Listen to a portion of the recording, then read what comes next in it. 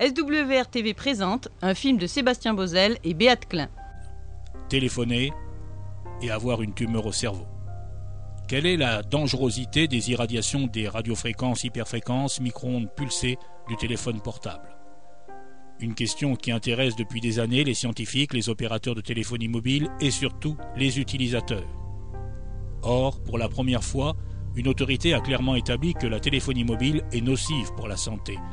L'Agence européenne de l'environnement, AEE, et l'Autorité européenne de l'environnement de l'Union européenne. L'AEE se fonde pour son évaluation sur une bonne douzaine d'études et de rapports, notamment ceux de l'OMS, mais aussi sur celui très complet du consortium scientifique Bioinitiative, paru fin août 2007.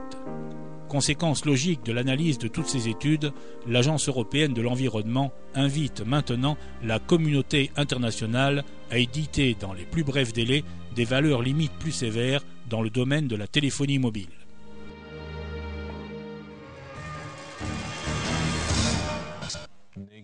Tumeur cérébrale avec l'utilisation du téléphone portable. Est-ce qu'enfin nous allons savoir si les rayonnements des téléphones portables rendent malade ou pas? Les médias disent une fois oui, une fois non. Peur des irradiations? Est-ce que les portables rendent vraiment malades? Pas de cancer à cause des portables? Alors, qu'est-ce qui est vrai? Nous l'avons demandé à des collègues qui étudient cette problématique depuis des années. Et la réponse ne s'est pas fait attendre. J'ai reçu entre autres ceci. Un rapport du consortium scientifique Bioinitiative de plus de 600 pages co-rédigé par l'Agence environnementale européenne qui en arrive à la conclusion qu'à longue durée, il se dégage une évidence sur un danger considérable concernant l'utilisation des portables et d'autres sources de rayonnement. Sébastien Bozel et Béate Klein enquêtent avec précision. Il y a 4 ans, Dieter Winkler a reçu le diagnostic tumeur cancéreuse à l'oreille gauche. Il souffre encore aujourd'hui des suites des opérations successives. Là, j'entends mal et à chaque fois, mon épouse doit marcher sur mon côté droit pour que je comprenne un peu. Dieter Winkler a téléphoné beaucoup professionnellement avec un portable depuis le début des années 90. Son soupçon, je suppose que le portable est la cause de mon dommage. Depuis, j'ai une autre position par rapport au portable que j'étais loin d'imaginer à l'époque.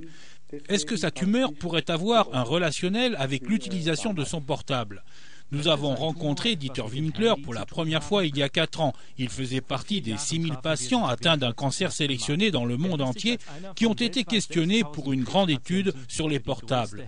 Combien de fois et quelle est la durée de ces communications ? Le chercheur Joachim Schuss a expliqué à l'époque de quoi il s'agit dans cette étude de l'OMS. Quand les irradiations n'arrivent que dans les 4 ou 5 premiers centimètres de la boîte crânienne, alors nous attendons bien sûr aussi une répartition des tumeurs parmi les utilisateurs de portables qui aura une apparence différente par rapport aux personnes qui n'ont pas utilisé de portable. Et c'est exactement maintenant le résultat du rapport provisoire de l'étude Interphone. Il y est écrit dans ces conclusions provisoires, ceux qui ont utilisé un portable pendant plus de 10 ans, principalement d'un côté de la tête, ont un risque significativement plus élevé d'attraper une tumeur du nerf auditif ou une tumeur au cerveau, un gliome. Le problème de ces études pose évidemment des questions. Comme il faut longtemps à un cancer pour se déclencher, il n'existe que peu d'utilisateurs comme Dieter Winkler qui téléphonent déjà depuis longtemps avec un portable. C'est pour cette raison, le professeur Maria Blättner, la directrice de l'étude Interphone allemande, a des difficultés pour une interprétation. Les déclarations concernant les personnes qui ont téléphoné plus de 10 ans sont basées jusqu'à présent sur un petit nombre. Dans certains pays, les données sont telles qu'on discerne un risque plus élevé. Dans d'autres, il est difficile de discerner une élévation. Je pense que nous devrions attendre. Ceci afin de savoir si cela se corrobore réellement. Néanmoins, lorsqu'on dépouille les données complètes, on constate qu'il y a une augmentation. Attendre, bien qu'il y ait des indications certaines de dommages pour des utilisateurs de longue durée. La recherche et la politique font tout le temps patienter les utilisateurs de portables. Attendre au lieu d'avertir peut donc paraître paradoxal dans une affaire de santé publique. Maintenant, pour la première fois, une administration spécialisée officielle prend position. La téléphonie mobile est dangereuse. C'est écrit dans ce rapport.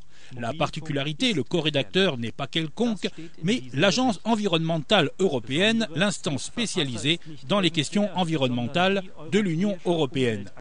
Jacqueline McGlade, sa directrice, considère comme une erreur fatale d'attendre plus longtemps. Face aux résultats évidents des recherches actuellement connues, les portables rayonnent peut-être faiblement, mais il y a suffisamment de preuves pour les effets délétères sur la santé lors d'un faible rayonnement. C'est pourquoi nous pensons qu'il faut agir maintenant. En ce qui nous concerne, nous pensons: pourquoi exposer la population à un danger lorsque nous pouvons agir dès maintenant?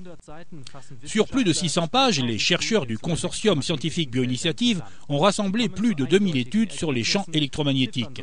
Ils arrivent à des conclusions qui sont sans ambiguïté. Il est même possible de chiffrer le risque de tumeur au cerveau d'utilisateurs de longue durée. Après plus de 10 ans d'utilisation du portable, le risque de tumeur au cerveau augmente de 20% jusqu'à 200%. Mais il y a un autre résultat très important dans ce rapport. Les irradiations micro-ondes de la téléphonie mobile déclenchent des réactions dangereuses dans les cellules humaines. Il modifie les processus cellulaires et quand cela se produit sur une longue période, ces dérangements peuvent évidemment aboutir à des effets dits sanitaires de pathologies telles que les cancers, et ce sont ces effets qui nous préoccupent le plus. Certes, il existe des valeurs limites pour la téléphonie mobile qui sont officiellement censées nous protéger. Mais ces effets délétères dans les cellules apparaissent aussi au-dessous de ces valeurs limites.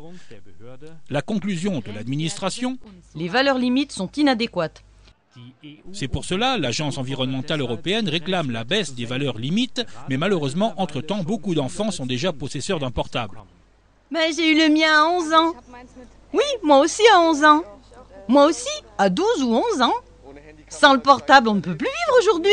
Nous téléphonons beaucoup, alors on arrive facilement à 4 heures ou 5 heures de communication par jour. Et depuis quand, à partir de quel âge tu as un portable? J'ai déjà reçu mon portable à 8 ans. Il va rien m'arriver. Est-ce donc principalement les jeunes utilisateurs de portables qui doivent être le mieux protégés?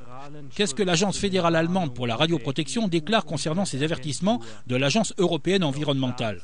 Nous n'avons pas pu obtenir d'interview, mais un communiqué écrit: il n'existerait pas de risque de santé à l'intérieur des valeurs limites, mais il y aurait des indications d'effets biologiques. Et pour cette raison, les valeurs limites actuelles doivent être complétées par des mesures de précaution. Comment cela peut-il s'accorder avec les conclusions des études connues? Il paraît donc pour l'agence qu'il n'y a pas de danger certain pour la santé, mais elle propose tout un catalogue de mesures de précaution. Par exemple, la durée des appels avec un portable doit être très courte, où elle préconise l'utilisation de casques ou d'oreillettes. Cette politique de précaution conséquente a l'air de cacher tout autre chose.